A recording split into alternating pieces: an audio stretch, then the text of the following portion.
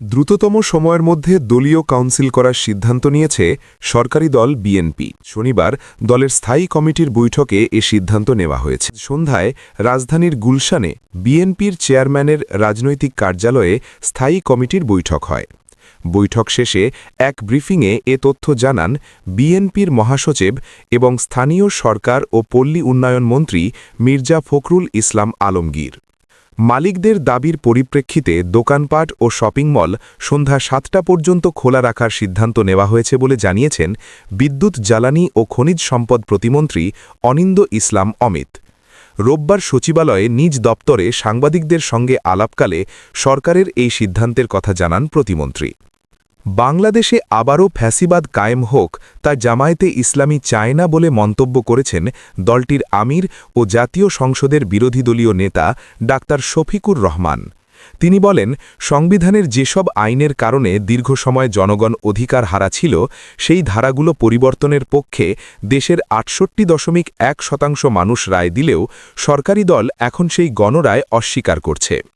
শনিবার সন্ধ্যায় রাজধানীর ঢাকা ১৫ আসনে আয়োজিত এক ঈদ পুনর্মিলনী ও গণসংবর্ধনা অনুষ্ঠানে প্রধান অতিথির বক্তব্যে তিনি এসব কথা বলেন। পীরেরবাগবাসীর পক্ষ থেকে এই অনুষ্ঠানের আয়োজন করা হয়। এদিকে গণভোটের রায় মেনে জুলাই সনদ বাস্তবায়িত হলে দেশে দলীয়করণ ও একনায়কতন্ত্রের পথ বন্ধ হয়ে যাবে, এমন আশঙ্কা থেকেই বিএনপি এই গণভোট মানতে চাইছে না বলে মন্তব্য করেছেন জাতীয় নাগরিক পার্টি এনসিপির সদস্য সচিব আখতার হোসেন। তিনি বলেন, জনগণের ভোটে নির্বাচিত হয়ে সংসদ সদস্য হিসেবে নিজেদের বৈধ দাবি করলেও একই জনগণের দেওয়া গণভোটের রায়কে বিএনপি অবৈধ বলছে, যা মূলত জনগণের সঙ্গে ধৃষ্টতা। শনিবার বিকেলে রাজধানীর বায়তুল মোকাররম উত্তর গেটে ১১ দলীয় ঐক্যের উদ্যোগে আয়োজিত এক সমাবেশ ও বিক্ষোভ মিছিলে তিনি এসব কথা বলেন। গণভোটের রায়ের বিরুদ্ধে সরকারি দলের অবস্থানের প্রতিবাদে এবং অবিলম্বে গণরায় বাস্তবায়নের দাবিতে এই কর্মসূচির আয়োজন করা হয়। জামায়াতে ইসলামীর নায়েবে আমির এটিএম আজহারুল ইসলামের সভাপতিত্বে সমাবেশে ১১ দলীয় ঐক্যের শীর্ষ নেতারা বক্তব্য দেন। আগামী ৪৮ ঘণ্টার মধ্যে চুক্তিতে পৌঁছনো অথবা হরমুজ প্রণালী খুলে দেওয়ার বিষয়ে ইরানকে আবারও আল্টিমেটাম দিয়েছেন যুক্তরাষ্ট্রের প্রেসিডেন্ট ডোনাল্ড ট্রাম্প।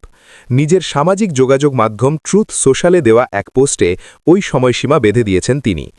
২ শর্ত মানতে ব্যর্থ হলে ইরানে নরক নেমে আসবে বলেও হুঁশিয়ারি দিয়েছেন তিনি। ট্রুথ সোশ্যালে দেওয়া পোস্টে ট্রাম্প তার আগের একটি আল্টিমেটামের কথা স্মরণ করিয়ে লিখেছেন, মনে আছে, আমি ইরানকে একটি চুক্তিতে পৌঁছতে অথবা হরমুজ প্রণালী খুলে দেওয়ার জন্য ১০ দিন সময় দিয়েছিলাম। সময় শেষ হয়ে আসছে, তাদের ওপর নরক নেমে আসার আর মাত্র ৪৮ ঘণ্টা বাকি। একই সঙ্গে ইরানের পারমাণবিক কর্মসূচি নিয়ে নিজের কঠোর অবস্থানের পাশাপাশি যুক্তরাষ্ট্রের অর্থনৈতিক সাফল্যের বিষয়ে তিনি লেখেন, সবকিছুর পাশাপাশি আমরা একটি পারমাণবিক ইরানকেও বিদায় জানাচ্ছি।